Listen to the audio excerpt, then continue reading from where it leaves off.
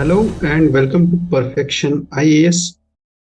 आज हम अपनी सीरीज में सेकंड सेशन ले रहे हैं जो हम डेली न्यूज़ एनालिसिस करते हैं, जिसका नाम है डेली न्यूज़ सिंप्लीफाइड।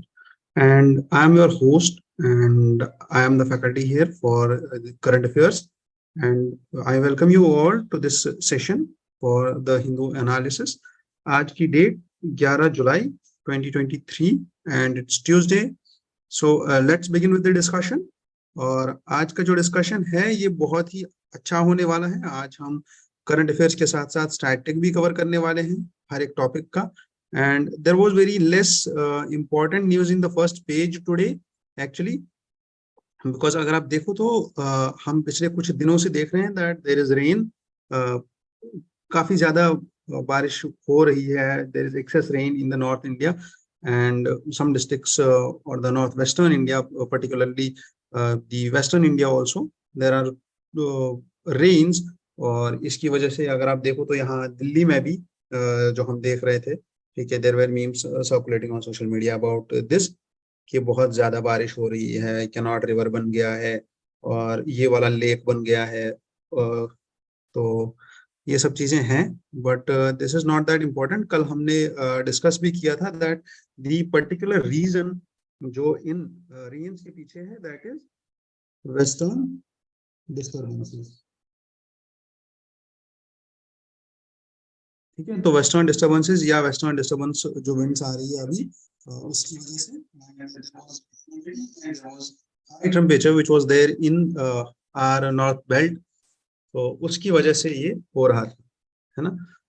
अब आगे चलते हैं and there is nothing too much in this news. There are Bengal rural elections. कल भी ये न्यूज आया था और कल भी इसमें यही चीज था that high court now has ordered this repolling. अभी रीपोलिंग हो गई है वहां पे और now the orders for FIR the deaths. जो अभी वायलेंस हुआ है वहां पे 696 पोलिंग बूथ्स में अभी रीपोलिंग हो गई है, दोबारा से वो पोलिंग हुई है। पहले वहां पे कुछ वायलेंस हुआ था इसलिए पोलिंग कैंसिल कर दी गई थी। Nothing that much important. However, Supreme Court has directed, this High Court has directed to provide the report. ठीक है, then comes the Supreme Court।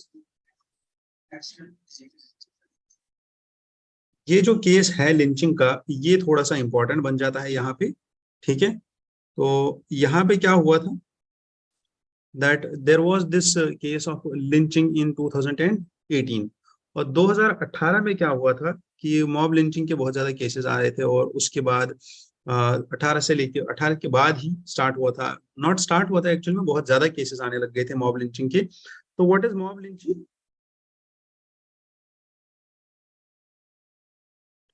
Mob lynching is a term which is described for the act of targeted violence,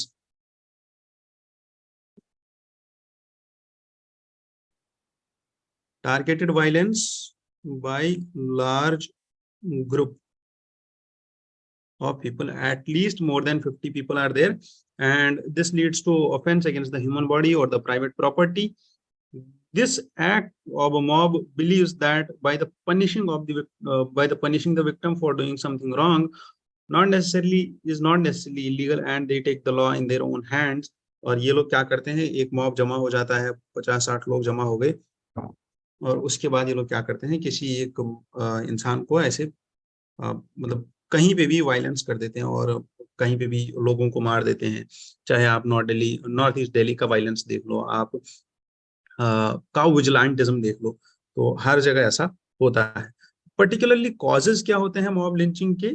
and these are intolerance किसी group के against में, और the food habits of some group, और some festivals के against में, और सम activities के against में, और mostly lower caste upper caste के बीच में दिस इंटॉलरेंस और the intolerance between religious groups, उस टाइम पे ये मॉब लिंचिंग होता है।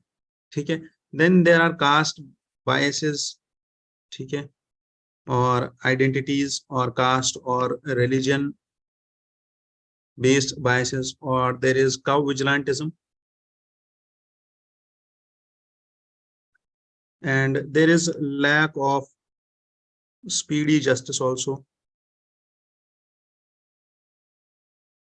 जिसकी वजह से विजिलेंटिज्म या जिसकी वजह से मॉब लिंचिंग होती है। And there is inefficiency in the police administration also.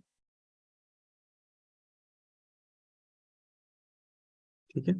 And the types of mob lynching can be honour killing और it can be witchcraft also. तो अगर इस पे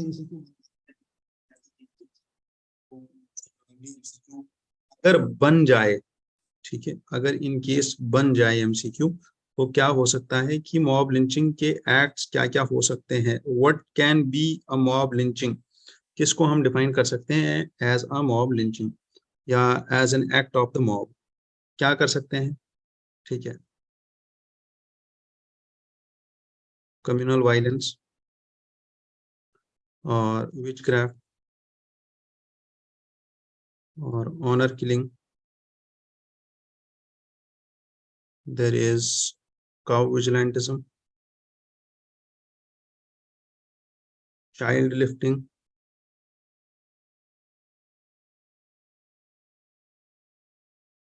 सस्पिशन एंड थेफ्ट के केसेस, जहां पे लोगों को लगे कि यार कुछ हो रहा था, गड़बड़ हो रही थी और सब लोग आके मिलके पीटने लग जाते हैं किसी लोग को, कहीं पे कुछ भी हो जाता है,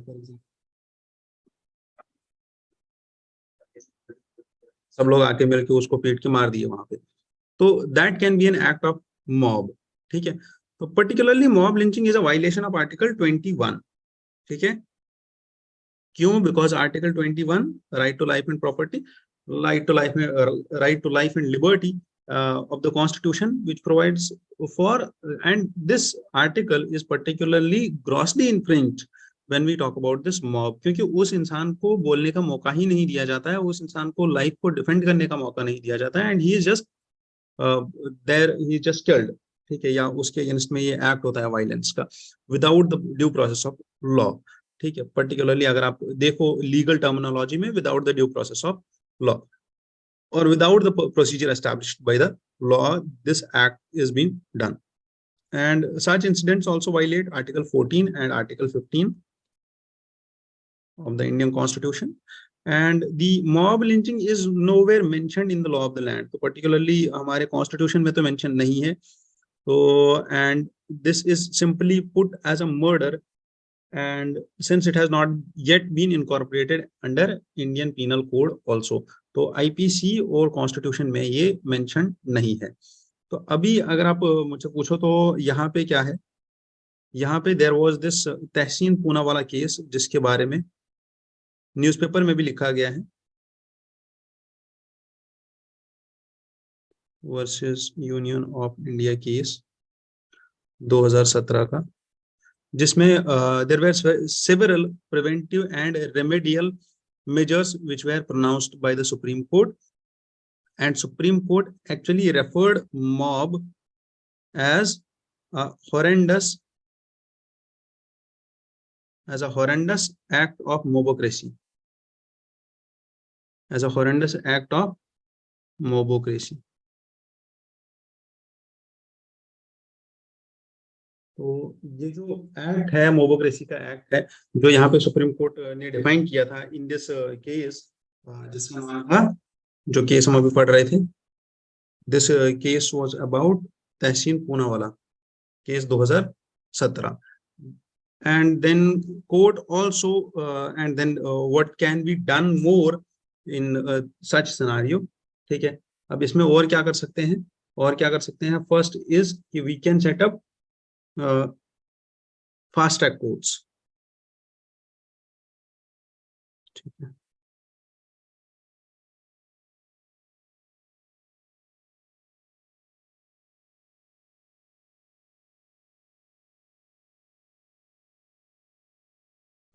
second what we can do is we can also assign special task forces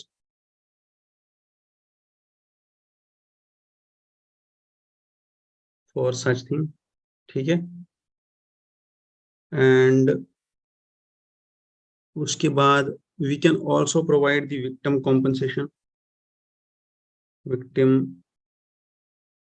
compensation।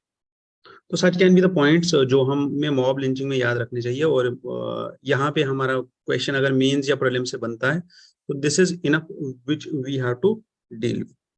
ठीक है। तो चलिए वापस चलते हैं अपने डिस्कशन पे जहाँ पे हम थे। And this is it, Tehseen Poonawalla case, and we discussed it all. Yamuna is closing to the danger mark. ठीक है, तो इसलिए बच के रहिए जो भी अपना दिल्ली के लोग हैं। ठीक है, पर्टिकुलरली जो अभी हमारी गई है this Atishi, she was on a visit to check whether Yamuna is actually high on its waves और नॉट। ठीक है, चलो आगे चलते हैं। Nothing to be discussed much over there. And there comes this high court verdict, Madras High Court verdict to quash the criminal cases against the minor boys for consensual relationships with minor girls। ये थोड़ा सा बहुत मतलब critical point है और ये इसको समझना बहुत कीनली है। ये समझ आ गया तो ये बहुत सारी चीजें आपकी क्लियर कर सकता है। ये बहुत ही अच्छा टॉपिक आया हुआ है यहाँ पे। तो first we will deal with consensual relations. क्या होते हैं कॉन्सेंशुअल, दिस कॉन्सेंशुअल केसेस और कॉन्सेंशुअल रिलेशंस में हम क्या डेफिनेशन दे सकते हैं इस चीज की। ठीक है, क्या होता है ये। चलिए, तो कॉन्सेंशुअल रिलेशनशिप,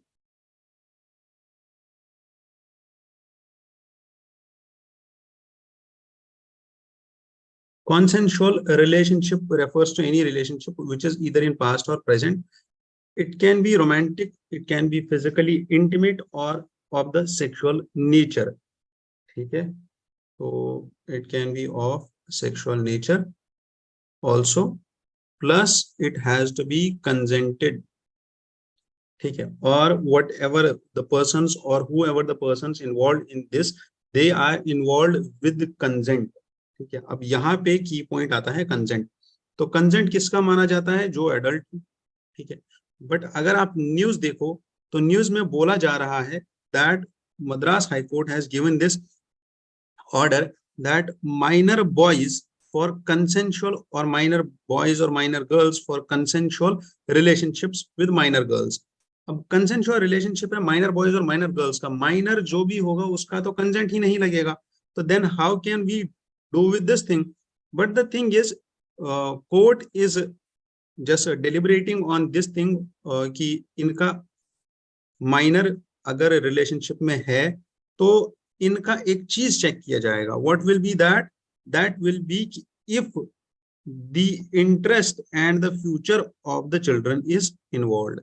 अगर इनका फ्यूचर इन्वॉल्व है इस केस में, अगर दो बच्चे हैं जो लेस देन 18 और less than 16, they are both juveniles and they are into a relationship, और उसके बाद अगर वो मतलब उस रिलेशनशिप में है which is not actually allowed, और उसके बाद they are having this consensual relationship.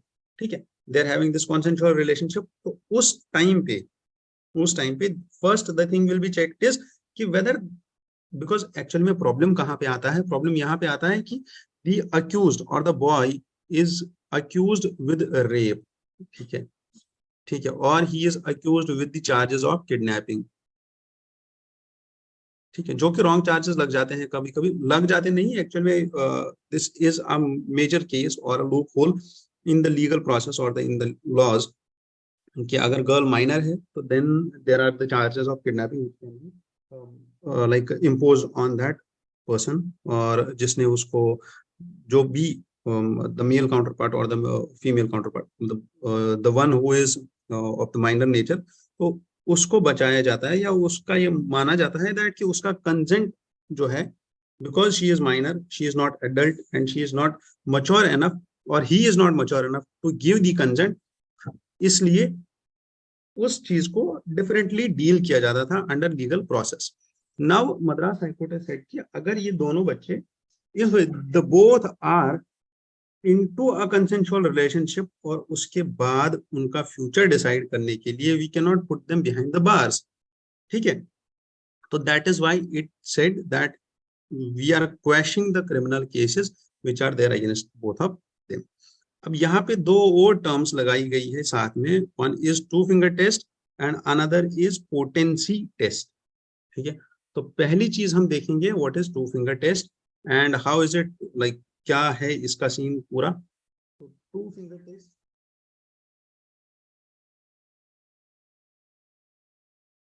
What is two finger test? This is carried out by medical practitioner. कोई भी डॉक्टर हो, कोई जो भी लीगल लाइक गायनोकोलॉजिस्ट हो, या जिसको मेडिकल प्रैक्टिशनर बोला जाता है, जो कंपाउंडर हो, जो एक रैंक पे हो, जो कम से कम अगर कुछ भी नहीं तो एमबीबीएस हो या एमडी हो या इंटर्न मतलब हो हॉस्पिटल में, जो प्रैक्टिस कर रहा हो, the one who is practising medicine, ठीक है, he checks the vagina to check that if the person or if the female is habituated to sexual intercourse or not.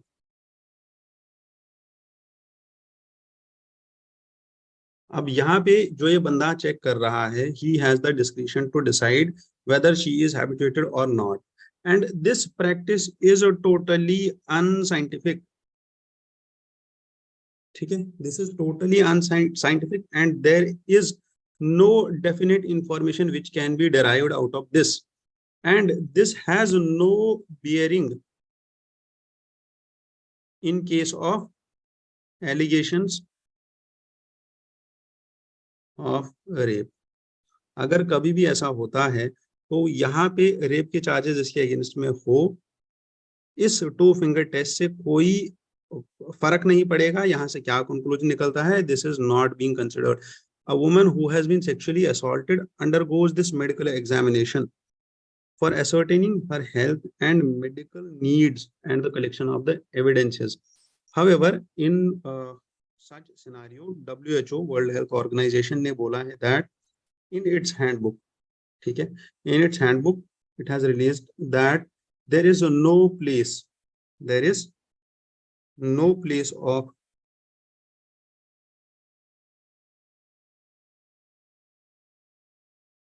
virginity or two finger testing, ठीक है, and it has no scientific validity.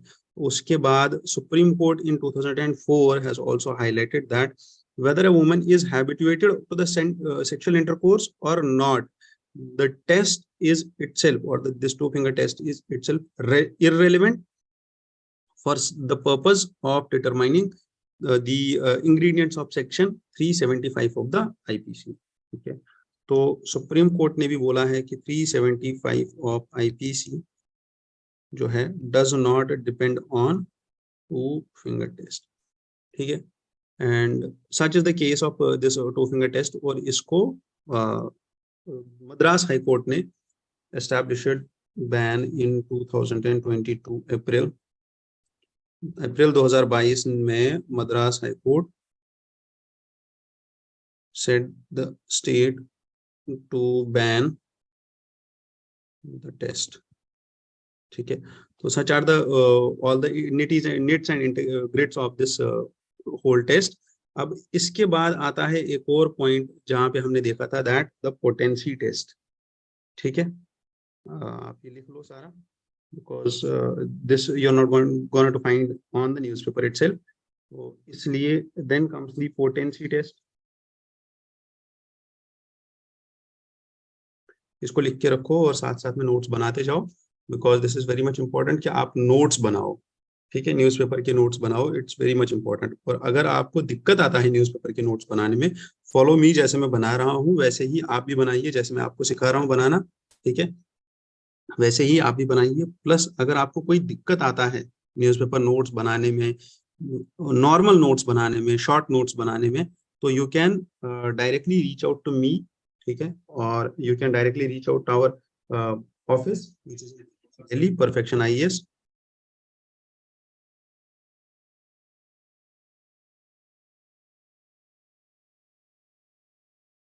Karol Bagh जो दिल्ली में है, ठीक है, और मैं आपको नंबर भी दे देता हूँ अभी थोड़ी देर में ऑफ आवर सेंटर, ठीक है, वो आपको नंबर डायल करेंगे तो आपको हमारे तक कॉल आ जाएगी, आपकी कॉल मुझसे मिला दी जाएगी। अगर आपको कोई भी दिक्कत हो तो आप पूछ लीजिएगा।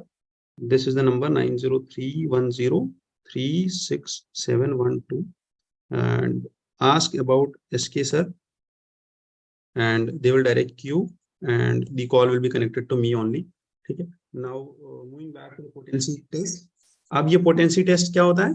This is done only to check whether a male is potent to do sexual assault. अब ये कैसे चेक किया जाएगा? ठीक है, एक्चुअल में होता क्या है, that the sperm is taken and the sperm is taken to check the potency of that sperm. If that sperm is not potent, it's just assumed ki the male itself and the person itself is not actually that much capable to commit sexual assault. And this too, actually, agar aap dekho to this too has like it's not going to change anything, because the sperm being like agar aap dekho sperm being potent or not will not change the story altogether that the person has done the sexual assault or not. Kyun? Because with the prime defense in the rape or the assault case being the importance, the authorities are well within their rights to request or issue the warrant for a potency test. Now the thing is कि अगर आप यहाँ पे देखो तो जो यहाँ पे मद्रास हाई कोर्ट बोल रहे हैं कि यहाँ पे जो चीज चल रही है, that is this potency test. It's an archaic test to suspect the collection of the sperm. Now the thing is, this test has to be done away with, okay?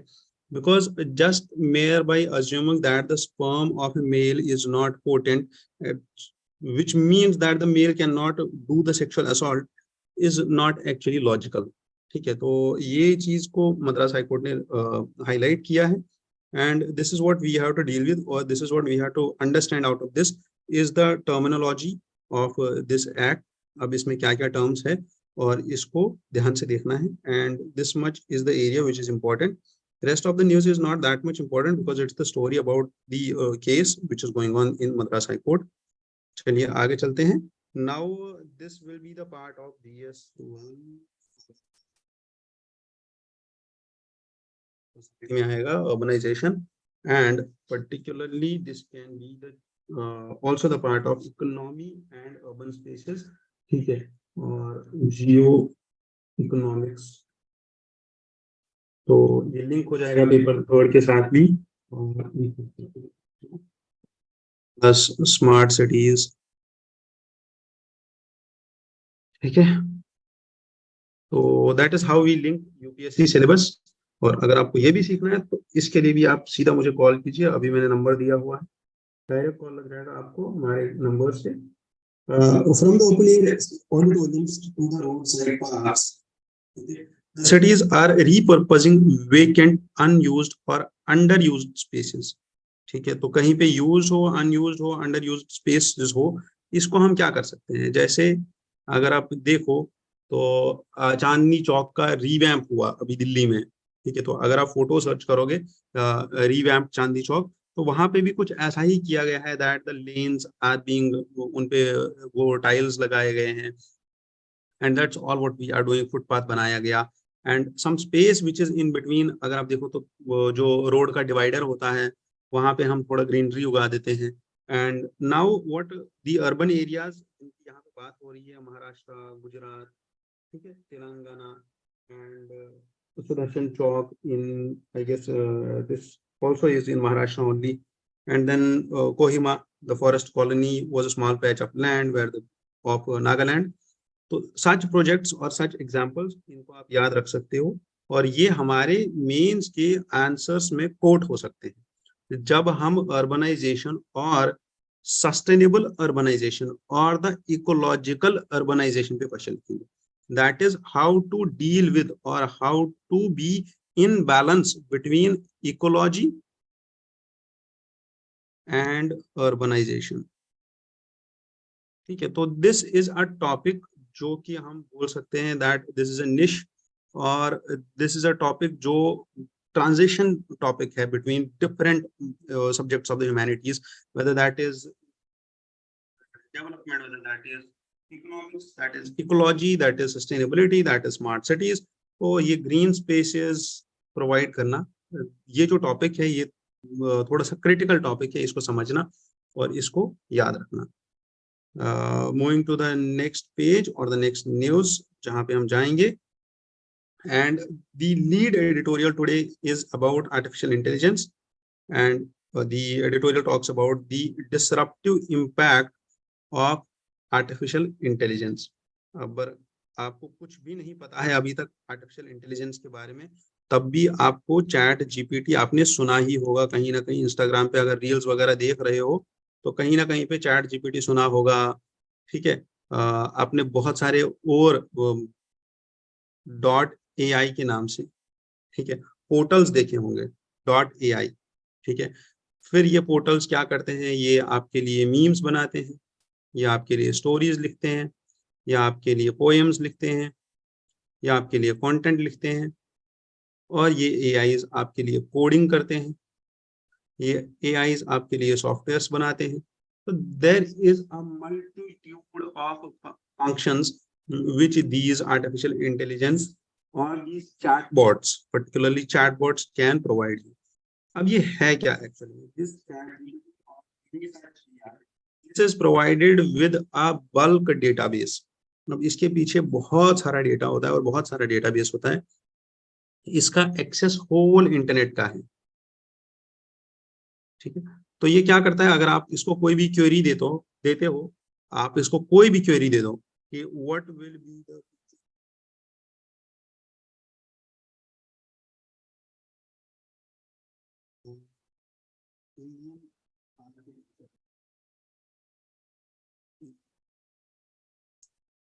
ये क्या करेगा, this will analyze the internet, or this will analyze the past architecture of India, then present architecture of India, then it will establish a trend, और उसके हिसाब से ये photos generate करके देगा.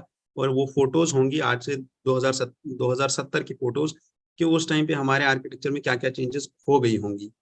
तो ऑल टुगेदर लाइक थिंग जो technological development है, but at some point of time it can be a little disruptive also. जैसे ये ऑथर एग्जाम्पल देते हैं दो.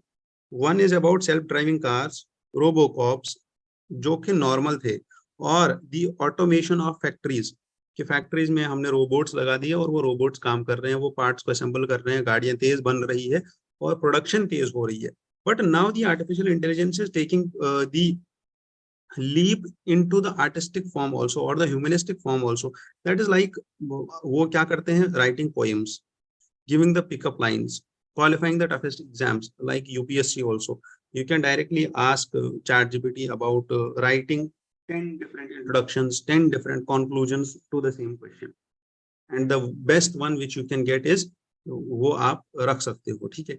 You can ask it, bring me data about all the data about gender equality, bring me all the data about gender inequality. It can give you all that data and summarize data. ठीक है. तो such statements, however, अगर सच में करते हो ऐसा, तो please please and please ensure that कि आप जो वो डेटा यूज करोगे या डेटा देखोगे, उस डेटा को रीचेक करो दोबारा से, वेबसाइट से, किसी वेबसाइट से, इकोनॉमिक सर्वे की वेबसाइट ये के डॉक्यूमेंट से, इकोनॉमिक सर्वे का डॉक्यूमेंट डाउनलोड करके सेम डेटा को सर्च करो पीडीएफ में, तो आपको इजीली अवेलेबल हो जाएगा. And while we are using technology, अभी मेरे को याद आ गया कि अगर आप कोई भी टेक्नोलॉजी यूज करते हो, आप इंटरनेट ही यूज करते हो, आपको कोई भी डेटा मिलता है, कोई भी चीज मिलती है, यूपीएससी के लिए अगर आप कोई भी चीज निकालते हो इंटरनेट से, इंफॉर्मेशन निकालते हो, डेटा निकालते हो, तो उसको रीचेक करना जरूरी है. ठीक है. अगर आप रीचेक नहीं करते हो, दोबारा से गवर्नमेंट सोर्स से रीचेक नहीं करते हो, देन आपके लिए वो प्रॉब्लम कर सकता है.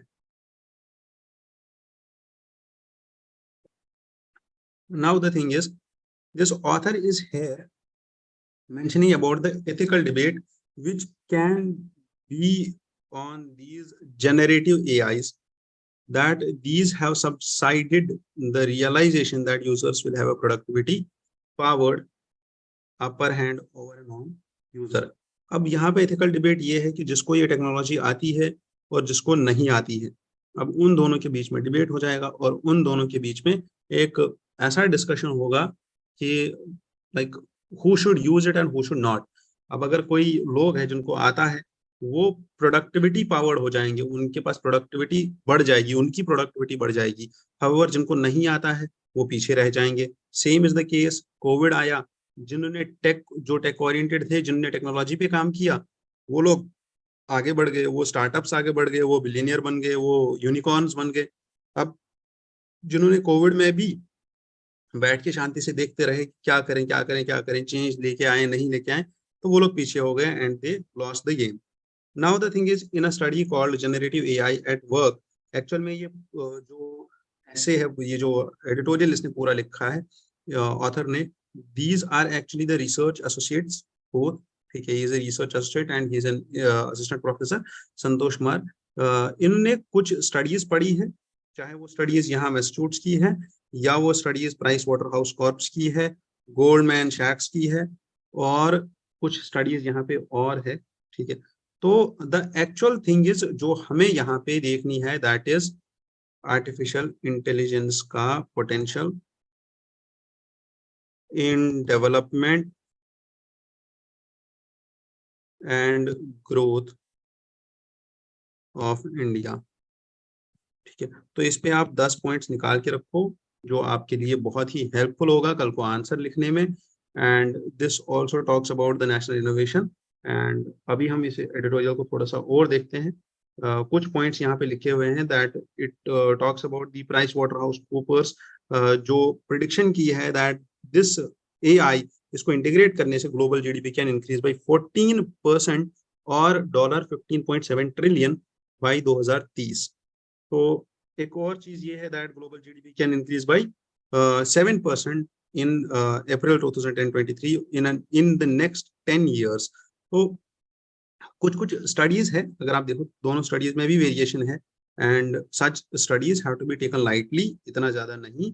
और इन स्टडीज को हम डायरेक्ट यूपीएससी में कोट नहीं कर सकते, however we can quote Massachusetts की स्टडी, एंड डायरेक्ट अपने आंसर्स में इनको अवॉइड ही करो यूज करना, बिकॉज दैट मच डिटेल और उतने ज्यादा नाम आपको याद भी नहीं रहेंगे, है ना।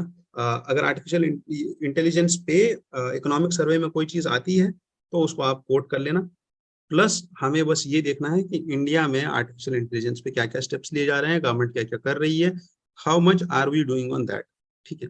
Now the adverse effects of artificial intelligence which have been highlighted here is the labour replacement. अब लेबर रिप्लेस हो जाएगा तो उसके बाद ये ऑथर यहाँ पे एक काम करते हैं कि हाउ द लेबर रिप्लेस्ड, जो अर्लियर लेबर रिप्लेस हुआ था due to industrialisation and all, and उसकी वजह से भी तो लेबर रिप्लेस हुआ था जब रोबोट एडॉप्शन हुई थी, लेबर रिप्लेस हुआ था।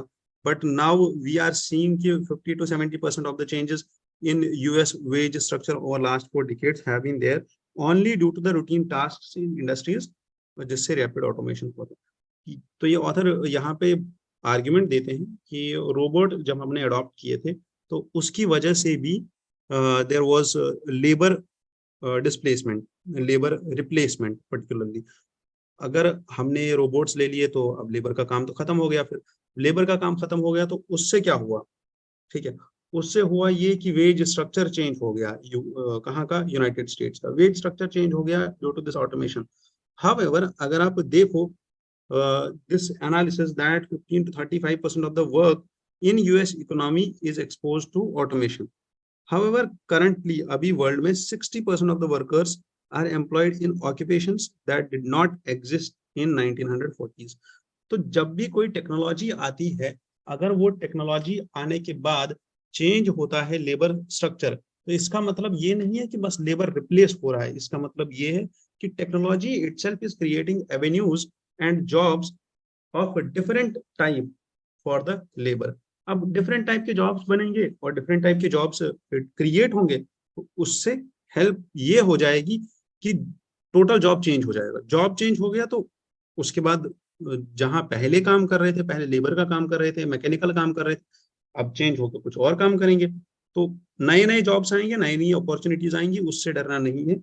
However, yes, for India, there are opportunities and there are challenges also, like artificial intelligence in call centers and software industries does not bode well for millions of the Indians who are working currently in it. And we cannot regulate the use of artificial intelligence because this won't be a bright solution as per the author, because this will drive away the investments and opportunities। तो ये point थोड़ा सा important है आप लिख के रखिए और आपके लिए काम आ जाएगा। 10, it would be prudent for India. अब इंडिया को करना क्या चाहिए, that we should more focus on education और ट्रेनिंग इन आर्टिफिशियल इंटेलिजेंस। ठीक है, तो such was the discussion on this artificial intelligence debate topic. ठीक है, तो second thing which we are going through is Chandrayaan 3, जिसका लॉन्च अभी शेड्यूल किया गया है 14 जुलाई को। तो 2-3 दिन में हम देखेंगे that India will be on moon, and we all pray that this will be a great success, great success for India, and India will be the only second country to soft land on moon.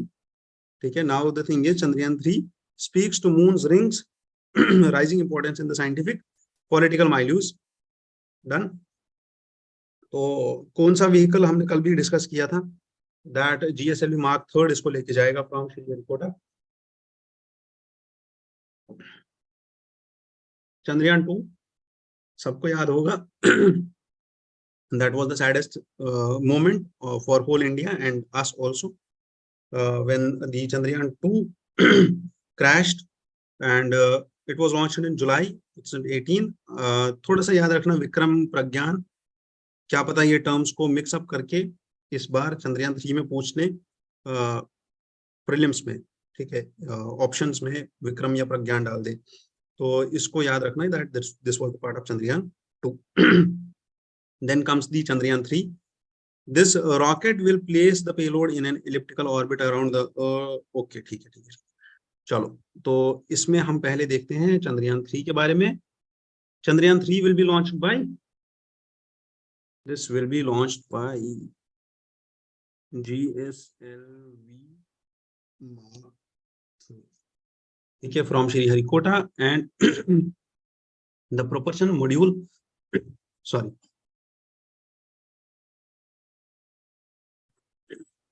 Lander and rover, जिसको 100 kilometre orbit में छोड़ देंगे। 100 kilometre orbit में छोड़ने के बाद the descent will start, and the propulsion module has this स्पेक्ट्रोपोलीमेट्री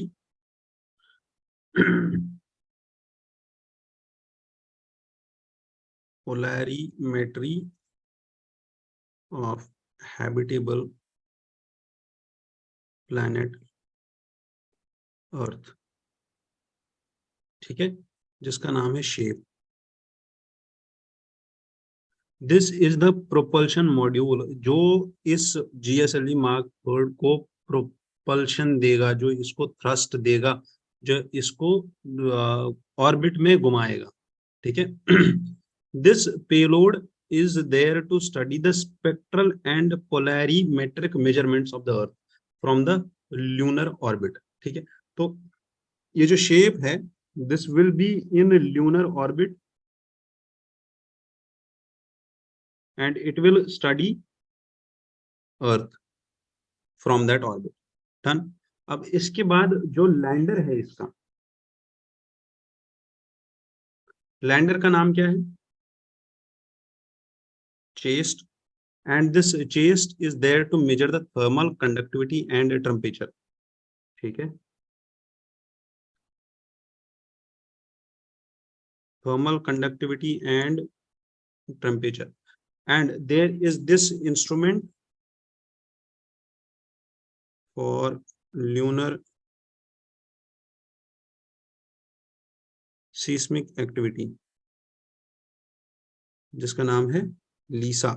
लीसा याद है किसी को, that Lisa was earlier also there।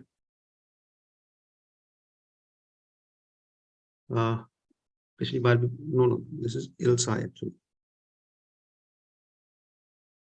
Lisa पूछा हुआ है UPSC ने, एक बार देख लेना व्हाट इज लीजा। And this is for measuring the seismic activity on the moon. This will be a part of lander only. ठीक है, लैंडर में एक चेस्ट होगा, दूसरा इल्सा होगा, एंड तीसरा there will be Langmuir probe.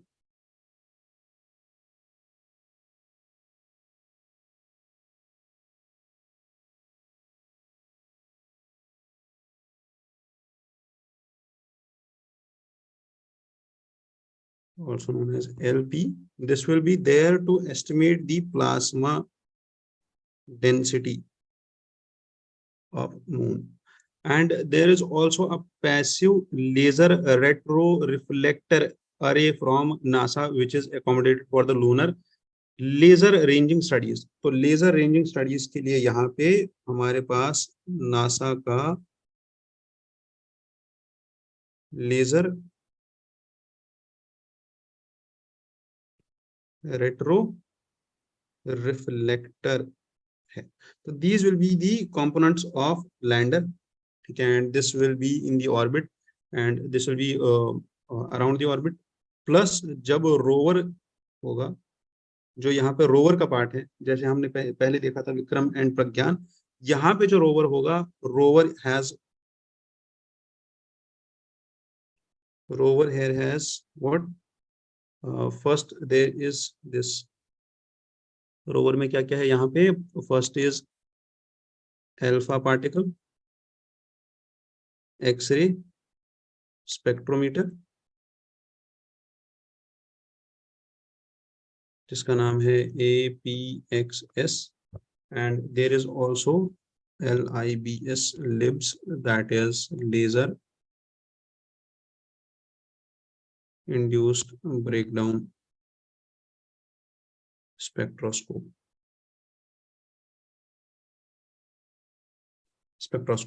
and this LIBS and APXS for deriving the elemental composition in the vicinity of landing site done।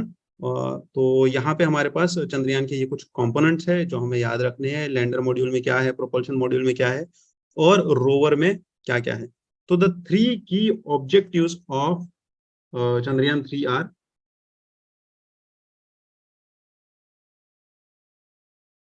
first is safe and soft landing, second is rover roving demonstration, and third is in situ scientific experiment। ठीक है, तो ये तीनों चीजें हम कर सकते हैं यहाँ पे, और these are the objectives of Chandrayaan 3। and there are several advanced technologies which are present in the lander itself, and these are altimeters, velocimeters, inertial measurement, propulsion systems, navigation, guidance and control system, hazard detection and avoidance system, landing leg mechanism. तो पिछली बार अगर आपको याद होगा तो landing में problem हो गया था चंद्रयान 2 में, क्योंकि उसका जो लैंडिंग लेग मैकेनिज्म था that was a bit weak, और जो पर्टिकुलरली यहाँ पे ऑथर भी लिखते हैं दैट इज अबाउट दिस, जो यहाँ पे ऑथर लिखते हैं कि रीजन क्या था एक्चुअल में उस चीज का, चंद्रयान 3 का। चंद्रयान 2 का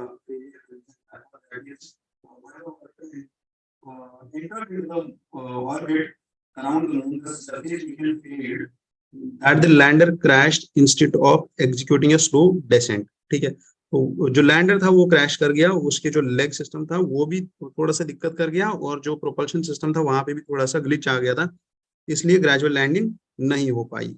ठीक है, done with this, and okay, this will be a homework for you to go through this Artemis Accord। what is Artemis Accord? चलो आगे चलते हैं। women's reproductive autonomy as the new catchword। what is women's reproductive autonomy? पूरा editorial पढ़ने का जरूरत नहीं है, I'll tell you in a short and crisp manner।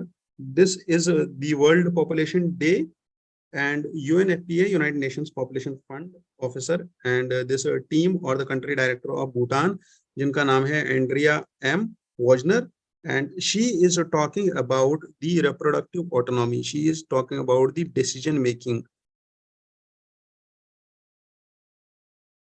power of women in reproduction।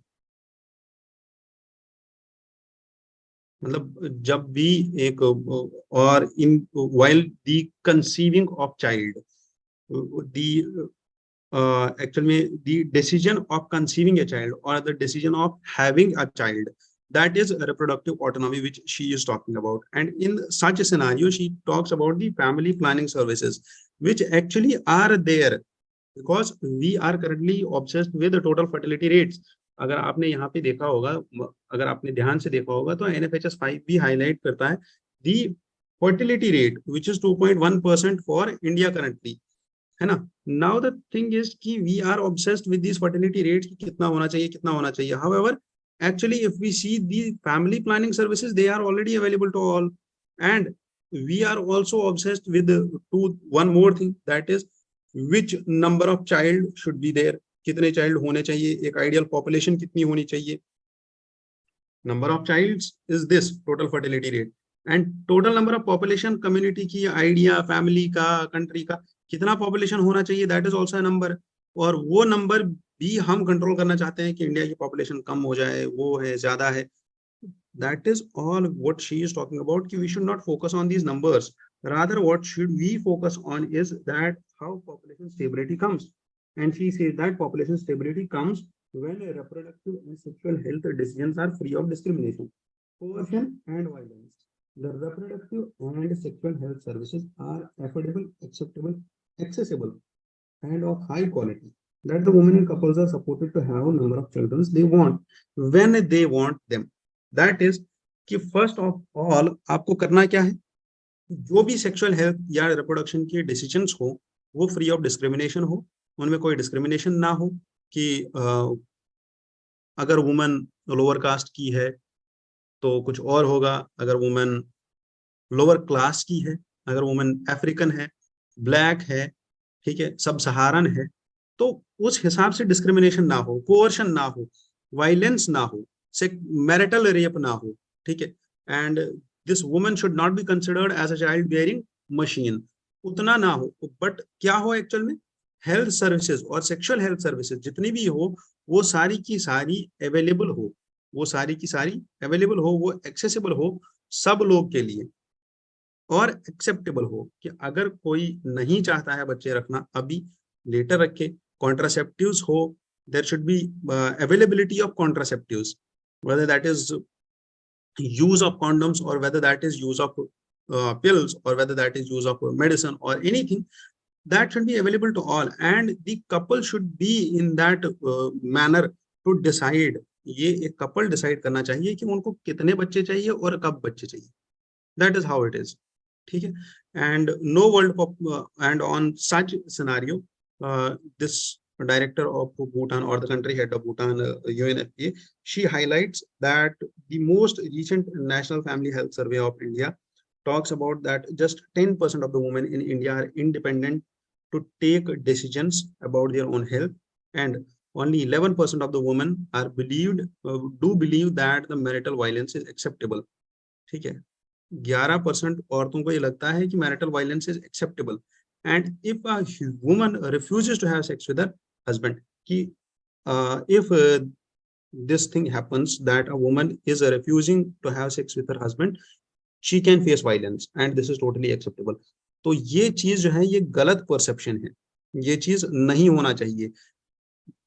This sexual consent should be always there, otherwise it will lead to what, marital rape.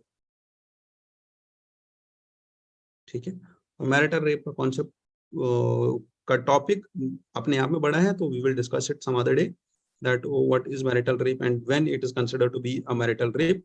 And this thing we can use in our conclusions in such topics also and in some other topics also, that is कि India has this opportunity to advance its gender equality and grow as an economy, raising its women's labor force participation rate by 10 percentage points. अगर हमने 10 percentage points और बढ़ा दिया तो हमारा this might account for more than 70% of the potential GDP growth opportunity. इतना ज्यादा हमारा GDP growth हो सकता है.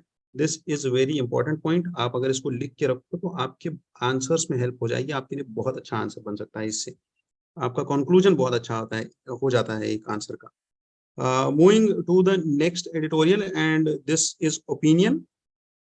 ठीक है, there is this epidemiologist जिनका नाम है Brian Wall, and he talks about his own experience when he was posted an experience of John Snow. He was a physician in London while there was cholera happening in 1854. जो ये अपना experience बताते हैं या जो ये अभी recent study बताते हैं, the study about the waste water surveillance. Waste water surveillance, अब ये क्या है वेस्ट वाटर सर्वेलेंस?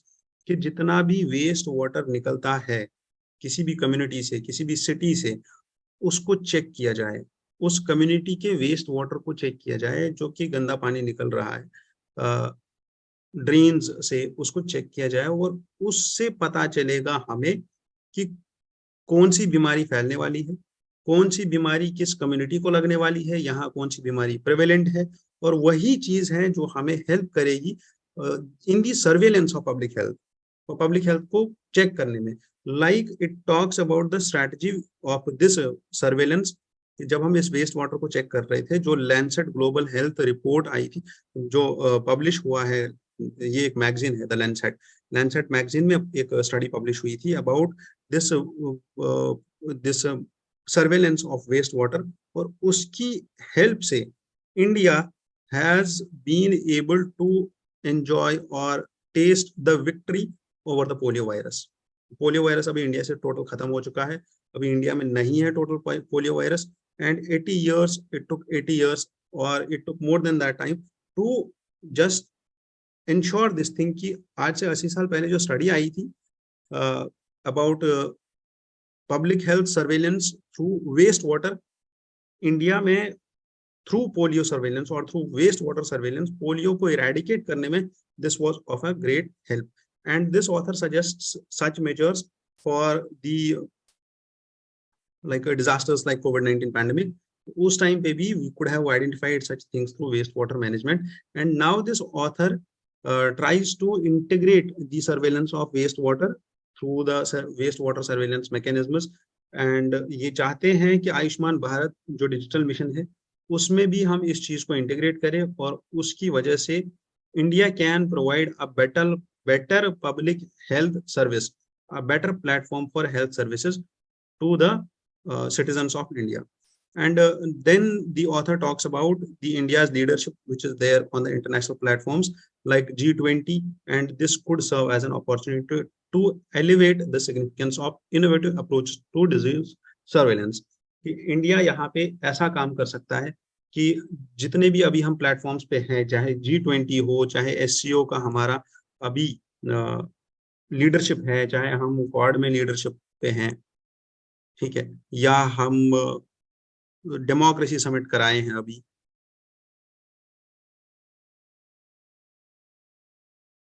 ठीक है, जितनी भी प्लेटफॉर्म्स पे इंडिया का लीडरशिप है अभी, India is being the global leader now, it's playing its role which was designated for India. वो रोल जो इंडिया को मिला हुआ है, वो रोल जो इंडिया के नसीब में था, that role is now India playing today.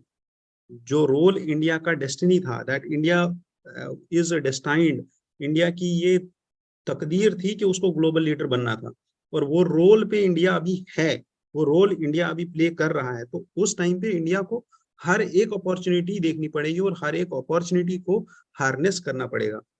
कहीं पे भी जहां पे भी हमें लगे कि हमारे लिए अपॉर्चुनिटी है कि इंडिया यहाँ पे लीडरशिप का रोल प्ले कर सकता है, चाहे वो रिन्यूएबल एनर्जी हो, चाहे वो सोलर एनर्जी हो, चाहे वो इंटरनेशनल सोलर लाइंस हो, हर जगह पे इंडिया को वो अपॉर्चुनिस्टिक रोल प्ले करना पड़ेगा. ठीक है, तो that is how this author also discusses about this can public health surveillance. Then comes this term known as the global south. अब ये ग्लोबल साउथ क्या है, सॉरी, और ये ग्लोबल साउथ क्या ये एक ज्योग्राफिकल टर्म है जो हम यूज करते हैं टू दी सदर्न ओशियन और द सदर्न कंट्रीज, चाहे उसमें अफ्रीका आता है, चाहे उसमें सेंट्रल एशियन कंट्रीज आती है, पाकिस्तान आता है, इंडिया आता है, और दिस चाइना एंड रशिया, ठीक है, और द ऑस्ट्रेलिया, न्यूजीलैंड और the island countries here and there. क्या ये सब चीजें आती हैं उसमें या नहीं आती है, दैट इज समथिंग डिफरेंट. क्या ये पॉलिटिकल एरिया है और ये जोग्राफिकल एरिया है, ये चीज हमें देखनी है। What is global south? Global south एक ऐसा एरिया है, और this global south,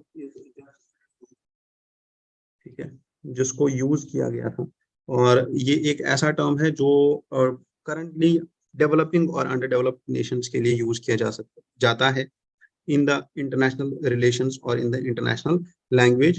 international relations की लैंग्वेज में this is not a geographical area, rather it's a mix of political, geopolitical and economic commonalities between the Nations. ये उन Nations के लिए यूज किया जाता है जो politically, geopolitically and economically common है एक दूसरे के साथ। अब जो ये कॉमनैलिटीज है, चाहे वो पॉलिटिकल कॉमनैलिटीज है कि हम लोग पहले कॉलोनीज थे, जितनी भी कॉलोनीज थी पहली, चाहे ये जियो पॉलिटिक्स है जो हम टेरिटरीज या बॉर्डर शेयर करते हैं उनका, इकोनॉमिक कॉमनैलिटीज जो हम सब ने एक ब्रंट फेस किया है, या जो हम सब इकोनॉमिक कॉमनैलिटीज में मिक्सड इकोनॉमिक अप्रोच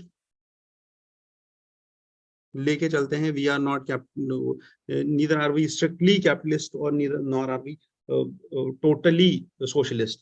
तो सच जो कॉमनैलिटीज हैं जो हम सब कंट्रीज, चाहे वो साउथ एशियन कंट्रीज हो, चाहे वो कंट्रीज हो जो पहले कॉलोनीज रह चुकी हैं, ठीक है, तो वो यूरेशियन कंट्रीज हो, तो दोज आर द कंट्रीज जहाँ पे ये ग्लोबल साउथ का कॉन्सेप्ट या ये ग्लोबल साउथ का टर्म इंडिकेट करता है उन कंट्रीज को। Now what is this global south? this term was first this term global south was first used in 1969 by the political activist known as Carl Oglesby, and he wrote in the Catholic magazine Commonweal, and he argued about the Vietnam War जो 1960s में हुआ था, about the culmination of history of the northern dominance। 1960s में Vietnam वार हो गया, खत्म हो गया। उसके बाद 1991 में जब सोवियत यूनियन का ब्रेकअप हुआ, सोवियत यूनियन खत्म हो गया, and there was only one which was left, and it was what? Capitalism. This was around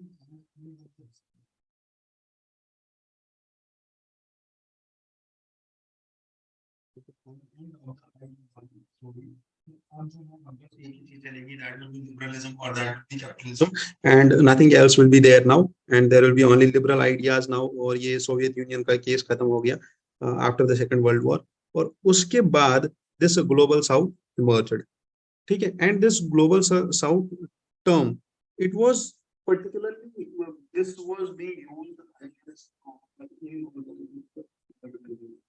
इसके बाद सेकेंड वर्ल्ड वॉर के बाद, सोवियत यूनियन का ब्रेकडाउन होने के बाद, जितनी भी कंट्रीज जिनमें अभी इंडस्ट्रियलाइजेशन नहीं हुआ था, उन सब कंट्रीज को बोला जा रहा था थर्ड वर्ल्ड कंट्रीज। और थर्ड वर्ल्ड इसलिए बोला जाता था बिकॉज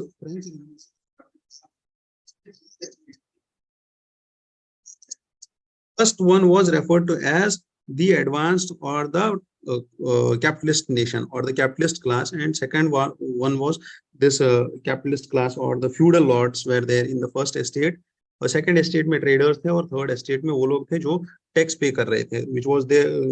थर्ड एस्टेट में था प्रॉपर्टी क्लास, और थर्ड एस्टेट में इनकम अर्न कर रहे थे। उस थर्ड क्लास को और उस थर्ड एस्टेट को सारा टैक्सेशन का पैसा उन्हीं को देना था, सारा टैक्स का पैसा उन्हीं को देना था, and the first two estates were just enjoying the thing. And this term, the first world, second world and the third world was for capitalist nations, socialist nations and those nations which are yet developing nations। तो इसलिए इनको third world बोला जा रहा था। और उसके बाद then this third world was usually some authors उसको पॉजिटिव लेते हैं, सम ऑथर्स उसको नेगेटिव लेते हैं। Banana republics, those countries in the south Americas जहाँ पे कुछ प्लांटेशन वर्कर्स, प्लांटेशन बिजनेसमैन जो प्लांटेशन क्रॉप्स पे काम किए, पर्टिकुलरली बनानास पे काम किए, उनने वहाँ पे लार्ज ट्रैक्स लिए सवाना ग्रासलैंड्स के, और उन पे बनानास उगाए, और वहाँ पे वो डिक्टेटर्स बन गए क्योंकि उनके पास बहुत बड़े बड़े फार्म थे, और वो उन फार्म्स में जितना भी स्लेव था, जितना भी स्लेवरी था, वो सब पे रूल कर रहे थे। And these terms are such a bit synonymous to each other. इसमें हमें देखना ये है कि ये जो ग्लोबल साउथ है, एक्चुअली में द टर्म ग्लोबल साउथ, इसको हम अभी क्या स्टेटस है इसका, क्यों यूज करते हैं ग्लोबल साउथ को। तो पर्टिकुलरली ये जो रीजन है, ठीक है, including the south America also, तो ये वाले रीजन को हम यूजुअली ग्लोबल साउथ बुलाते हैं। ठीक है, various countries which are yet developing, and these this is just a nomenclature. ठीक है, तो इस पे ज्यादा परेशान होने की बात नहीं है। This is just a nomenclature. However what is not there, जिसपे हमें फोकस करना है, that is how is this global south emerging in the 21st century. अब 21st सेंचुरी में जो ये ग्लोबल साउथ है ना, या ग्लोबल नॉर्थ है, ये जो दो डिबेट्स है, नाउ द ग्लोबल साउथ जो है वो ओवर पावर कर रहा है। Global south is turning the economic wheels towards the southern regions. अब क्या हो रहा है, साउदर्न नेशंस, और जिसको ग्लोबल साउथ बोला जाता था पहले थर्ड वर्ल्ड को, ठीक है, कि अभी तक डेवलपिंग नहीं है, इनके पास इंडस्ट्रीज नहीं है, इनके पास कुछ नहीं है। अब क्या हो रहा है, this is turning the wheel in the opposite direction. अब global south is destined, global south is destined, और ये बोला जाता है that the 21st century is the Asian century. 21st century is the Asian century, quote आप याद रख सकते हो। ठीक है, and in this 21st century there is shift in the wealth from north to Asia Pacific, from North Atlantic to Asia Pacific. This was said by World Bank earlier also.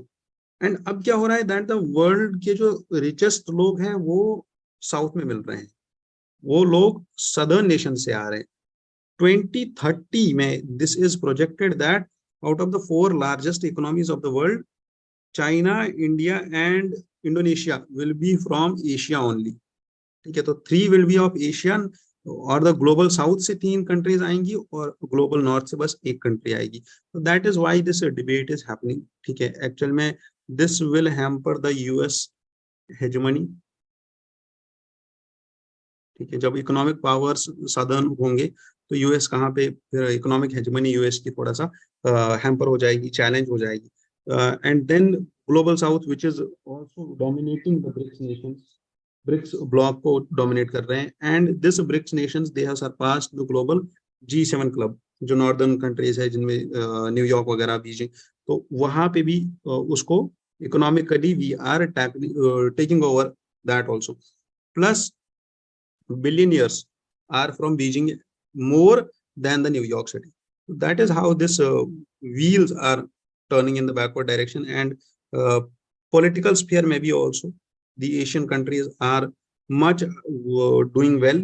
Particularly अगर आप India का बात देखो, ठीक है, India being the mediator और trying to mediate between the peace between Russia and Ukraine, और China trying to broker the Iran and Saudi Arabia rapprochement, or Brazil attempting to push for peace plan in Ukraine war, India being a part of being a member or being a supporter of the peace plan in Russia-Ukraine debate, or in Armenia, or this Armenia and Azerbaijan debate over the Nagorno Karabakh reason.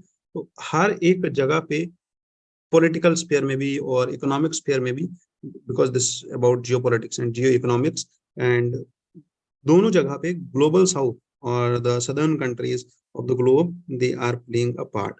And there are these experts on geopolitics, जिनका नाम है Parag Khanna and Kishore Mahbubani, and ये लोग लिखते हैं that the coming century is the Asian century, and this is all what we have to deal with, that now there will be a new world order which is known as post western world order। ठीक है, तो अगर आपने एक term सुना होगा that is west ministerial form of government, और अगर आपने एक टर्म सुना होगा वेस्ट वर्ल्ड ऑर्डर, और कभी कभी ये भी बोला जाता था द फर्स्ट और the initial phase of political science, और first phase of international relations. International relations is all about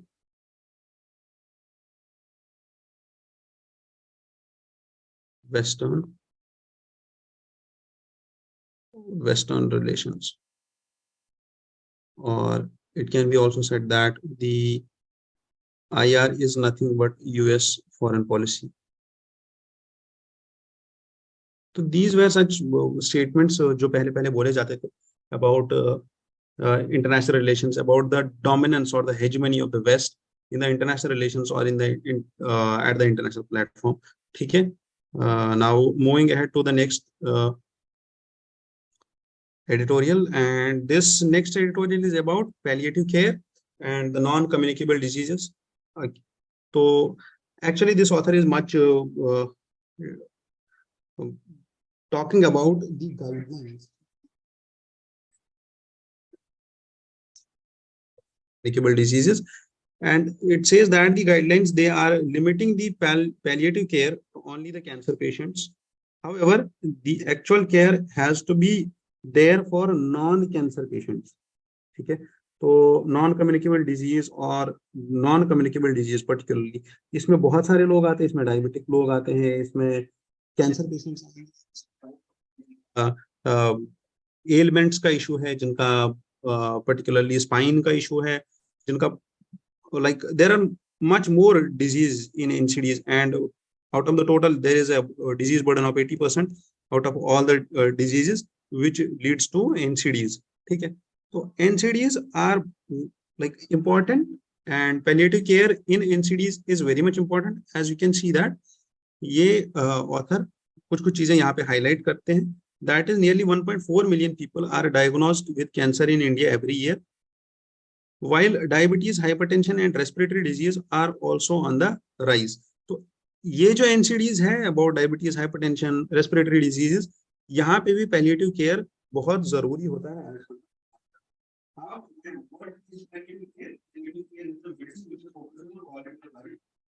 And preventing the life-limiting illnesses from taking the taking over the life of that person who is suffering through NCDs. अब इसमें क्या करते हैं, पहले over मेडिकलाइजेशन देखते हैं कि ज्यादा दवाइयां ना खाए, उनको थोड़ा सा योगा कराएंगे, एक्सरसाइज कराएंगे, उनको बाहर टहलाने ले जाएंगे, and all of this, so that this is also termed as end of life care. ठीक है. कि अब इनका किडनी फेलियर हो गया है, हार्ट फेलियर हो गया है, now they are on that verge of end of life. Now that care has to be there, कि that end has to be beautiful now.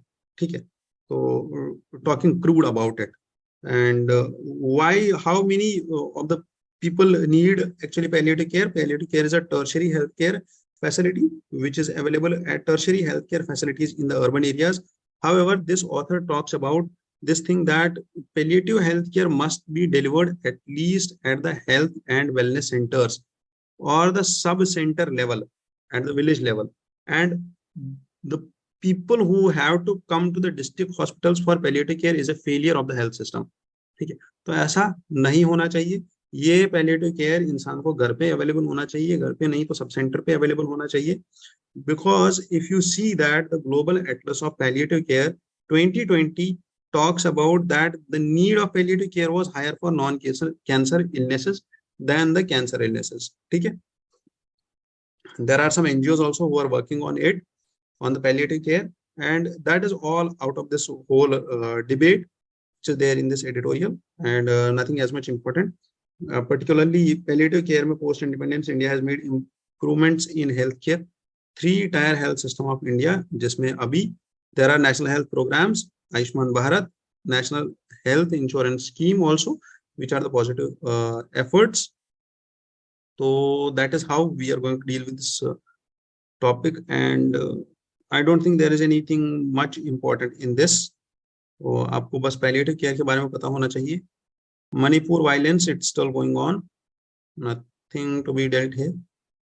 Ordinance, okay, there is this Uzra Zia, थोड़ा सा important हो सकता है SSC level पे, आप देख सकते हो. She discussed about the Indo-Pacific cooperation. She is actually the Under Secretary of State of United States. She met the Foreign Secretary Vinay Kwatra on the Indo-Pacific पे उन्होंने बात किया है about the civilian security and protection of rights. अब उसी बीच में China started protesting that why is Dalai Lama meeting this Uzra Zia. ठीक है. और Central Tibetan Administration with visiting official in New Delhi, and China is just highlighting that this is just the interference in the internal affairs of China, and that's all what it has been doing since so long.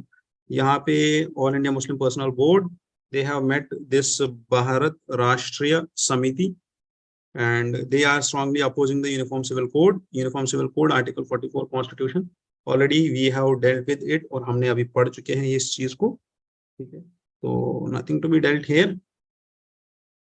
आगे चलते हैं. There are much more articles here. NATO, what is NATO? NATO थोड़ा सा पता होना चाहिए, ठीक है. NATO क्या है? NATO पे थोड़ा सा बात कर लेते हैं. What is NATO? थोड़ा सा की पॉइंट्स को हाईलाइट करेंगे और बस, उससे ज्यादा कुछ नहीं करेंगे. It's a 30 member, there are currently 30 members in NATO, ठीक है. It's a military alliance,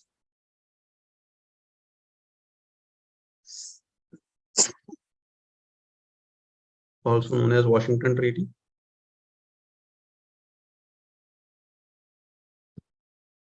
April 1949 by the United States, Canada and several Western nations against the Soviet Union. Currently 30 members, done. 30 members are there currently, and originally it was Belgium, Canada, Denmark, France, Iceland and all, and presently it's Greece and Turkey, and there is West ministership. Later this Greece, Turkey and West Germany have joined, then the North Macedonia also, और उसके बाद France withdrew from the integrated military command of NATO in 1996. It resumed. NATO के headquarters कहाँ पे है? Brussels, Belgium, ठीक है.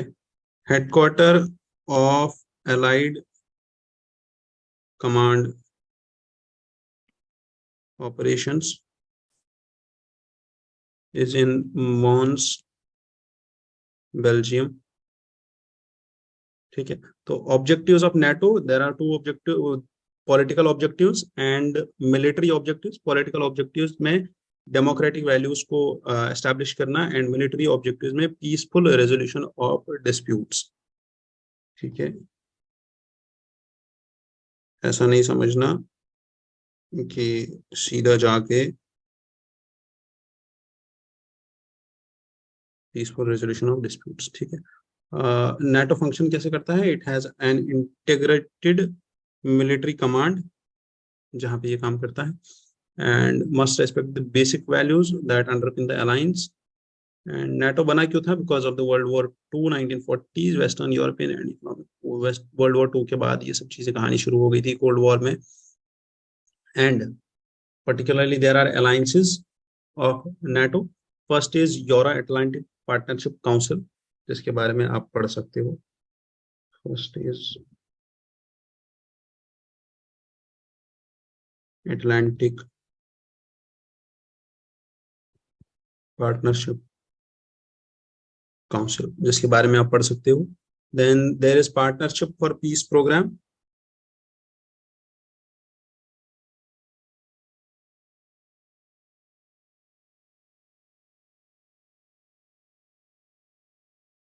And yes, that's it, which you can read. Or third thing which you can read is North Atlantic Cooperation Council, that is NAAC. इन 3 चीजों के बारे में आप देख लेना. मेडिटेरेनियन डायलॉग है, इस्तांबुल कोऑपरेशन इनिशिएटिव है, जो रीसेंट चीजें हैं, तो इनको भी थोड़ा सा देख लेना आप. What is Mediterranean dialogue and what is Istanbul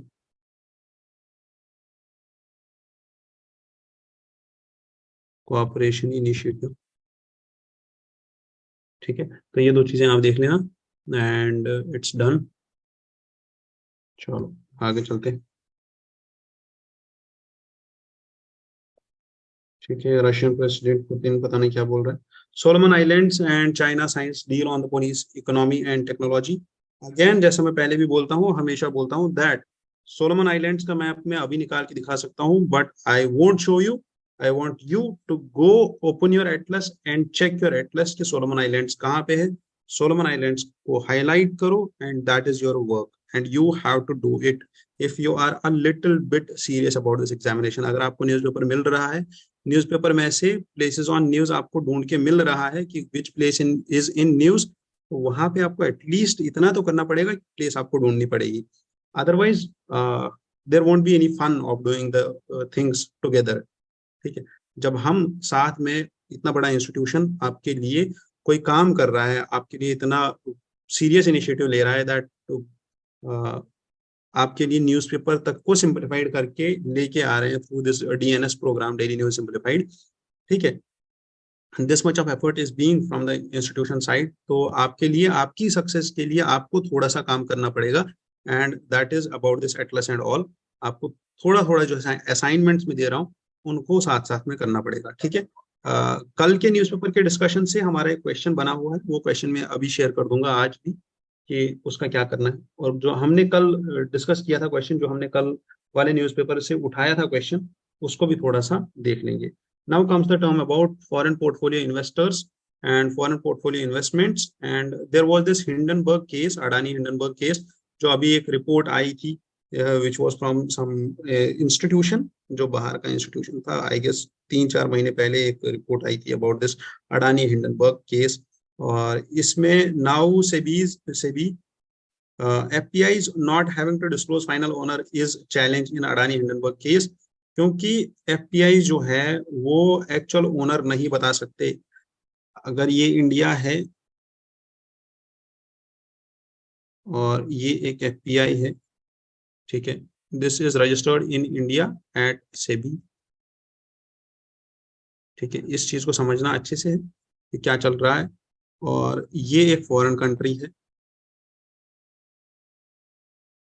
ठीक है, यहाँ पे पर्सन है ए, इसको इन्वेस्ट करना है यहाँ पे, और इसको इन्वेस्ट करना है यहाँ पे इंडिया में, इंडिया के स्टॉक्स में। ठीक है, स्टॉक्स, और स्टॉक्स का रेगुलेटर कौन है? सेबी। तो ये जो एफपीआई है, इसने रजिस्टर किया किसके पास? सेबी के पास। Registration done. रजिस्ट्रेशन हो गई तो इसके बाद क्या होगा? रजिस्ट्रेशन हो गई, ये एफपीआई क्या करेगा काम? ये इससे पैसा लेगा और इस पैसे को इधर इन्वेस्ट कर देगा, इधर स्टॉक्स में इन्वेस्ट कर देगा। अब इन्वेस्ट करने के बाद यहां से जो प्रॉफिट निकलेगा वो इस एफपीआई के पास जाएगा और प्रॉफिट का कुछ परसेंट, 2%, 3% ये रख लेगा एज अ चार्ज, और बाकी सारा पैसा इसको वापस दे देगा। That is the whole process. And this a, इसका अब नाम क्या था? इसका नाम चार्ली था, चैपलिन था, जो कुछ भी नाम था इसका, दैट इज नॉट डिस्क्लोज। और वही एक चैलेंज है जो यहाँ पे सेबी डिस्क्लोज कर, सेबी बोल रही है कि ये जो अडानी हिंडनबर्ग केस है, इसमें जो बिगेस्ट चैलेंज है दैट इज कि we can not disclose the name of these APIs. ठीक है, जो इसके ओरिजिनल इन्वेस्टर्स होते हैं उनका नाम नहीं डिस्क्लोज किया जा सकता है। Now who are FPIs and what is FPI? FPI is foreign portfolio investment, is FDI is foreign investment. FPI refers to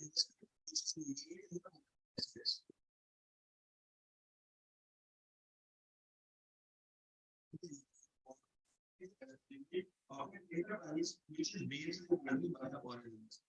ठीक है, तो ये इन्वेस्टमेंट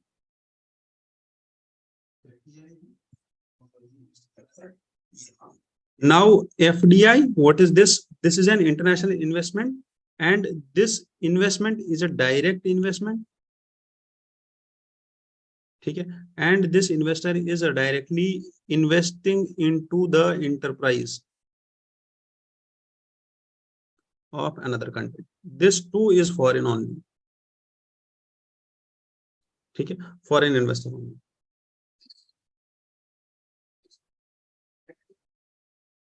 As here, ये जो फॉरेनर होगा जो यहाँ पे इन्वेस्ट करेगा, वो यहाँ पे एक्टिव होगा। क्यों एक्टिव होगा? क्योंकि वो यहाँ पे आएगा, अपना काम देखेगा। जहाँ उसने फैक्ट्री लगाई है, उसने कोई एंटरप्राइज खोली है, उसने किसी एंटरप्राइज के शेयर्स खरीदे हैं मोर देन 10%, तो वो सारी चीजों में अब डिसीजन मेकिंग करेगा, वो चेक करेगा कि वो प्रॉफिट कमा रही है नहीं कमा रही है। इसको नहीं है उतना, ये डिसीजन मेकिंग के पावर्स नहीं रखता है। FPI is not holding that decision making powers, ठीक है। However there are decision making powers with FDI.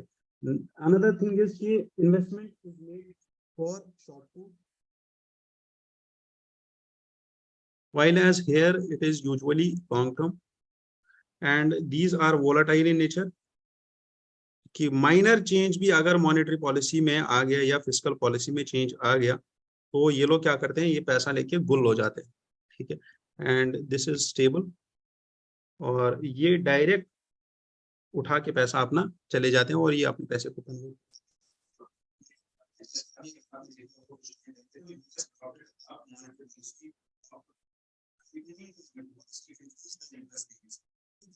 अब जब वैसा हुआ था कि US started tightening the monetary policy, this money supply, तो उस टाइम पे इंटरेस्ट रेट्स बढ़ गए, वहां पे इंटरेस्ट रेट्स बढ़ गए, तो उससे क्या हुआ कि यहाँ से पैसा चला गया वापस और वो यूएस चला गया। And same was the case with अभी रिसेंटली कोविड के बाद, जब demand was not there, demand को इंक्रीज करना था, तो US adopted this cheap monetary policy और इजी मॉनेटरी पॉलिसी। तो उस टाइम पे क्या हुआ, वहां से पैसा उठ के आ गया, और वहां पे लो इंटरेस्ट रेट पे पैसा मिल रहा था, तो उनने वहां से उठा के यहाँ पे इन्वेस्ट कर दिया, क्योंकि हमें पैसा चाहिए था यहाँ पे और हमें भी डिमांड बढ़ानी थी। तो दैट इज हाउ दिस। इसको थोड़ा सा और दे देना, ठीक है। बाकी ये केस तो ठीक है, चला चलता रहेगा। which is this company known as TI, Clean Mobility Private Limited, अभी एक फैक्ट्री सेटअप की है, e factory, e tractor factory which is in Chennai. तो याद रखने ना थोड़ा सा, आपके एसएससी वाला काम आ जाएगा, सीईटी एग्जाम्स के लिए। Then India pips China as the best emerging market for investing because ऐसा कोई कुछ जो रिपोर्ट्स आता है, Invesco global sovereign asset management report, ये इसलिए लिखा हुआ है यहाँ पे, मैंने हाईलाइट इसलिए किया है कि कौन सी रिपोर्ट हमारे लिए इम्पोर्टेंट नहीं होती है। हमें क्या पढ़ना है वो तो हम डिस्कस करते हैं, बट ये हमें नहीं पढ़ना है, तो ये भी डिस्कस करना जरूरी होता है। स्पोर्ट्स के पेज में I do avoid, because sports is something जो यूपीएससी में स्पोर्ट्स का क्वेश्चन आ रहा है, but you need to understand this thing कि स्पोर्ट्स का क्वेश्चन कब आता है या कोई ऐसा अनयूजुअल क्वेश्चन कब आता है, उस चीज को देखना जरूरी है कि कब आता है ऐसा क्वेश्चन। जब कोई मेजर से मेजर इवेंट हो रहा हो, ठीक है, तो वो तो आप खुद ही देखोगे, वर्ल्ड कप हो रहा हो, जैसे कोई ऐसा बड़ा एशियन गेम्स हो रहा हो, ओलंपिक्स हो रहा हो, तब तो आपको देखना पड़ेगा वो चीज, ठीक है, और उसको उस पर थोड़ा सा नोट बना के उसको याद रखना पड़ेगा। Then science, the strange particle that holds the key to quantum super computers is known as मेजोरानो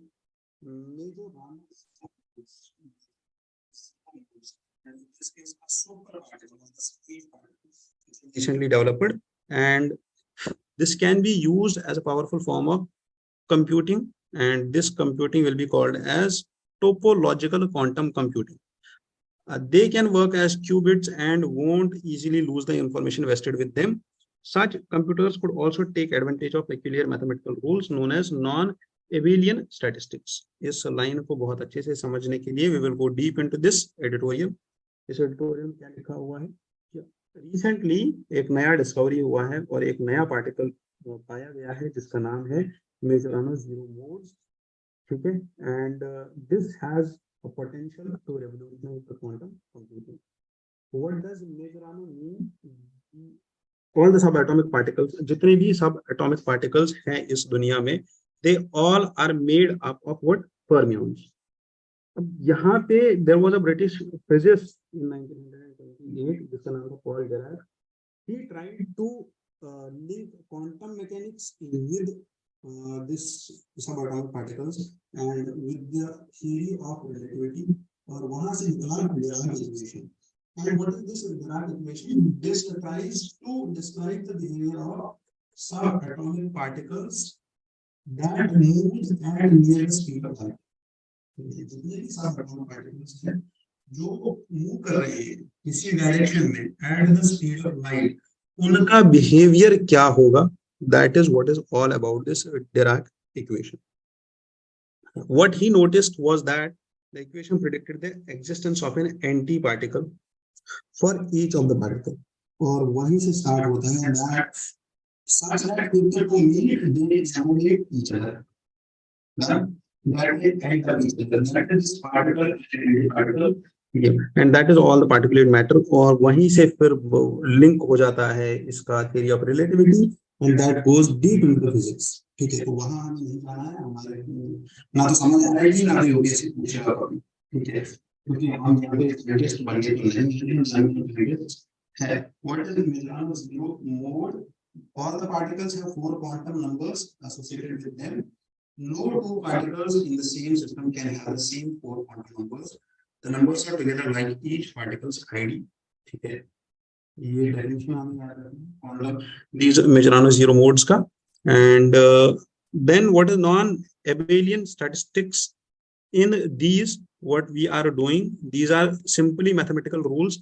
और मैथमेटिक्स में जब भी आप, अगर आपको याद होगा 10th क्लास में, तो हम क्या पढ़ते थे कि आपको स्टेप्स फॉलो करने हैं। अगर आपने एक भी स्टेप छोड़ दिया तो आपके मार्क्स कट जाएंगे, जितना आपका स्टेप है उतना ही आपको मार्क्स मिलेगा।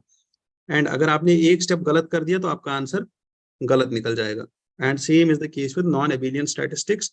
एंड इट सेज दैट अगर आप मैथमेटिक्स के रूल्स या इन स्टेप्स को चेंज करते हो, इनका ऑर्डर चेंज करते हो, एसीबीडी करते हो या एडीसीबी करते हो, तो उससे क्या होगा, दैट द रिजल्ट जो आएगा, you will get a different result. और डिफरेंट रिजल्ट मिलने से मतलब डिफरेंट ऑर्डर फॉलो करने से डिफरेंट रिजल्ट मिलेगा। And this provides you the opportunity कि अगर आपको एक 10 लाख स्टेप्स का एक ऑपरेशन करना है, 10 लाख स्टेप्स का एक मैथमेटिकल कैलकुलेशन करना है या स्टैटिस्टिकल कैलकुलेशन करना है जिसमें 10 लाख स्टेप्स है, और उन स्टेप्स को अब डिफरेंट डिफरेंट ऑर्डर में करना है, तो उसके कितने कॉम्बिनेशंस बनेंगे, तो उतने सारे कॉम्बिनेशंस का कैलकुलेशन के लिए there is this quantum computing. और इस क्वांटम कंप्यूटिंग में ही आता है non abelian statistics, which talks about that if you change the series or the chronology of the steps, then the result will also change. And I guess that's it. However, थोड़ा सा हम देख लेते हैं क्वांटम कंप्यूटिंग के बारे में, and then we will close this discussion and that will be all for today's. And quantum computing, abhi this is a rapidly emerging technology that harnesses laws of what? Laws of quantum mechanics. Quantum computing चलता है quantum mechanics के laws पे। And then quantum mechanics is a subfield of physics that describes the behaviour of particles. ठीक है, quantum mechanics क्या करता है, behaviour of particles. ठीक है, behaviour of particles and the different way of processing the information. ठीक है, different traditional computers, आप अगर नॉर्मल कंप्यूटर लेते हैं, it works in 0 and 1, while as the qubit it talks about 0 and 1 with multiple combinations। ठीक है, यहाँ कितने कॉम्बिनेशंस बन सकते हैं, कितने कनेक्शंस बन सकते हैं, and the complexity of that problem, this has that potential कि इसका कितना कॉम्बिनेशन बन सकता है, उस पर ये काम करेगा। जैसे अभी हमने देखा दैट 1 लाख स्टेप्स का एक स्टैटिस्टिकल कैलकुलेशन है, और उसमें उन 1 लाख स्टेप्स को डिफरेंटली डिफरेंट ऑर्डर में उस पर काम करना, और डिफरेंट ऑर्डर में उसके कैलकुलेशंस को सॉल्व करना और उनका रिजल्ट निकालना, दैट इज क्वांटम कंप्यूटिंग। ठीक है, now the significance of quantum computing can be that quantum computers can tap into the quantum mechanical phenomena and they can manipulate the information which is expected to shed the light on the processes of molecular and chemical interactions। अब कोई भी molecular and chemical interaction कि कोई भी दो, अगर हम chemicals मिलाते हैं या दो मॉलिक्यूल्स को मिलाते हैं, तो वहां से कितने कॉम्बिनेशन मिल सकते हैं, कितना इंटरेक्शन हो सकता है, that is all about this quantum computing and that is how this can open doors to new scientific discoveries. अब कुछ स्टेप्स है IBM India initiative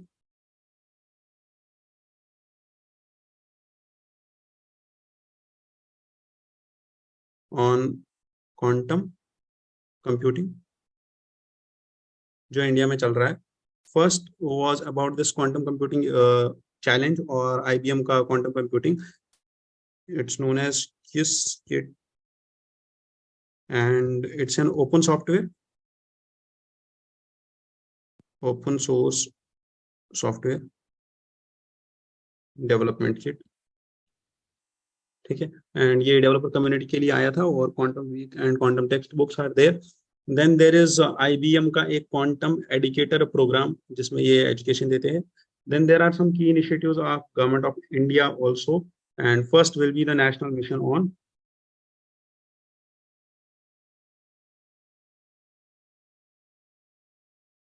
quantum technology and application.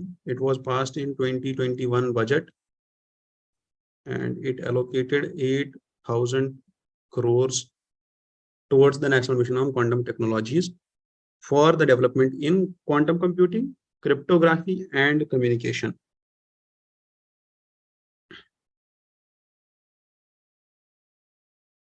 And communication, ठीक है। Then comes the quantum computing laboratory. Quantum computing laboratory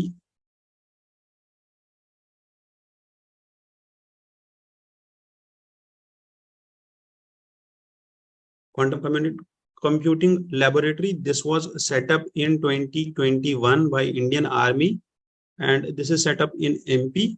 और अभी कहाँ पे है ये MP में? This is in the institution of wow, institution of, ठीक है, wow, and this is also backed by the National Security Council Secretariat.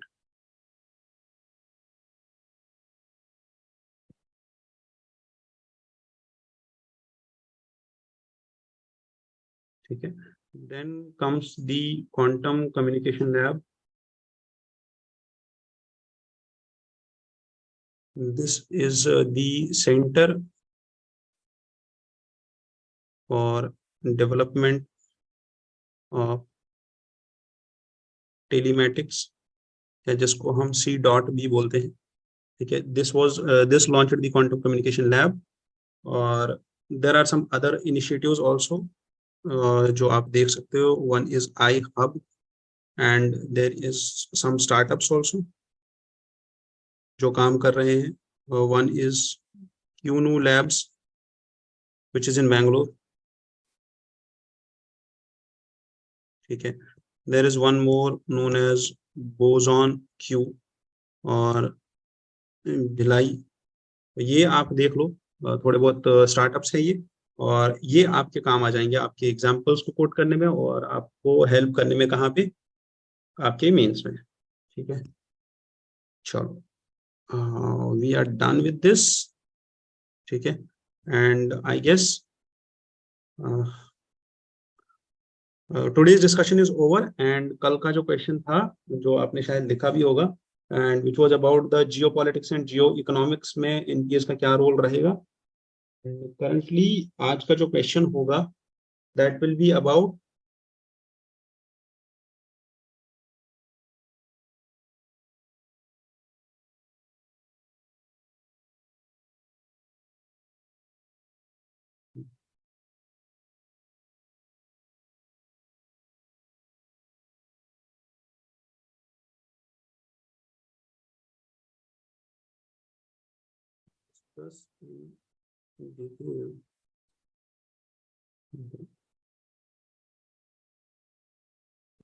developments of artificial intelligence and quantum computing in India. How can these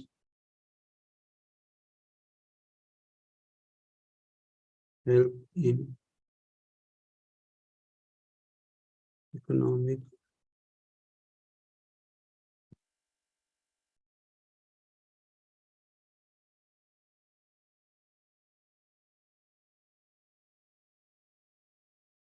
grow economic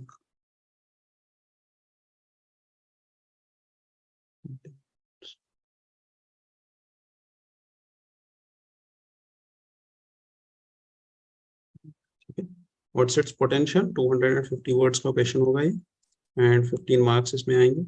आप अपने questions लिखने के बाद आप मुझे WhatsApp कर सकते हो, एक नंबर में दे रहा हूँ यहाँ पे अगेन, परफेक्शन आईएएस करोड़ बार। आप हार्ड कॉपी लेके आ सकते हो तो हार्ड कॉपी लेके आओ, व्हाट्सएप पे शेयर करना चाहते हो आप व्हाट्सएप पे शेयर करो, और आपको कोई भी दिक्कत हो परेशानी हो आप इस नंबर पे कॉल करो और आपको सोल्यूशन मिल जाएगा। Now, I'm giving you the number, and the number is 90. Just a moment. 90310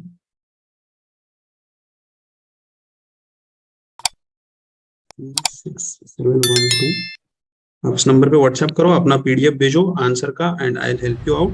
कोई भी और इशू हो तो आप इसी नंबर पे कॉल करके पूछ लीजिएगा एसके सर के बारे में and they will connect you to me. I wish you all the best for the day. और ये जो वीडियो है इसको करने के बाद you go through all your static topics and I wish you all the best for your upcoming UPSC attempt 2024। जय हिंद, जय भारत, गुड लक।